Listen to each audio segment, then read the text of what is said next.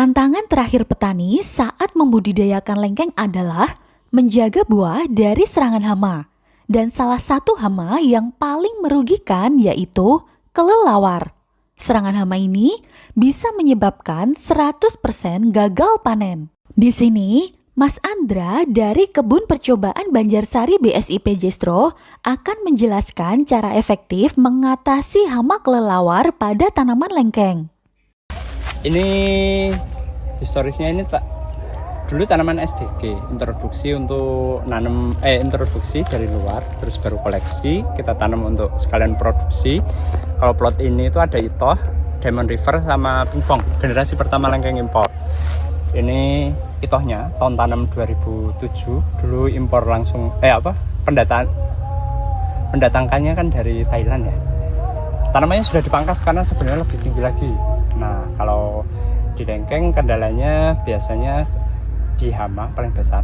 Kalau di sini hamanya ada dua, yang bisa jalan sama yang bisa terbang. Kalau yang bisa terbang itu pernah dulu tidak diantisipasi dengan baik, kehilangan hasilnya 90-100%. Habis semuanya sama lengkeng, sama codot. Terus akhirnya kita pasang jaring. Kalau tanamannya masih kecil, biasanya bisa pakai jaring yang bekas bawang. Kalau di daerah Temanggung, Barowo, mereka biasanya pakai brongsong bambu. Nah, kalau di sini, kenapa kita tidak pakai itu? Karena satu, tanamannya sudah terlalu besar.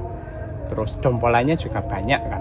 Jadi kalau kita harus brongsongi satu-satu, satu habis brongsong banyak. Kedua, untuk buah yang posisinya di ujung, saya juga khawatir ke keselamatan teman-teman, takutnya jatuh atau gimana.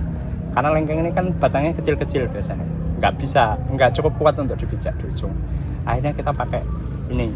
Kalau tahun ini berarti musim kemarin yang di Batu, pohon itohnya tinggi, ketinggian 20 meter lebih, di brongsong pakai karung bawang. Itu ketika panen kendalanya adalah buah yang dipanen banyak embun jelaganya karena kelembabannya terlalu tinggi. Akhirnya secara visual buahnya hitam-hitam. Ya secara rasa sih tidak terpengaruh, tapi secara visual biasanya jadi tidak menarik karena dompolannya hitam-hitam. Untuk daerah yang kelembapan udaranya terlalu tinggi kayak di Batu.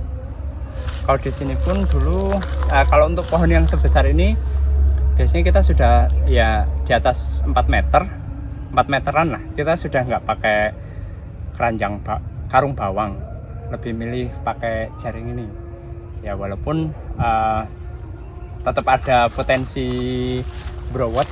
Kalau di sini biasanya kalau serangan kelelawar kelihatannya dari dompolan yang ada di ujung paling atas. Biasanya kalau udah ada yang hilang gitu berarti kena kelelawar. Kalau manusia biasanya yang hilang dari bawah.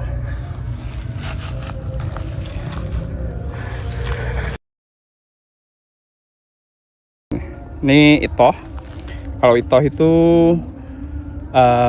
ukuran buahnya tidak sebesar KTP, tapi dia kalau terus respon ke booster kata teman-teman juga tidak sebagus KTP. Cuman kalau saya sih ya itu masih layak dikembangkan karena arsitektur dompolannya dia agak renggang. Kalau lagi banyak penghujan dia nggak terus busuk. Kalau katek itu nanti dompolannya sininya padat biasanya, kalau penghujan terus pada rontok-rontok busuk.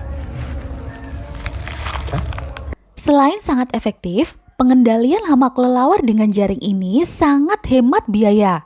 Jika menggunakan karung bawang, butuh biaya pembelian dan pemasangan karung di setiap musim. Tapi kalau dengan jaring, hanya perlu dilakukan sekali pembelian jaring dan biaya pemasangan untuk 3 musim panen. Semoga bermanfaat dan ketemu lagi di video berikutnya.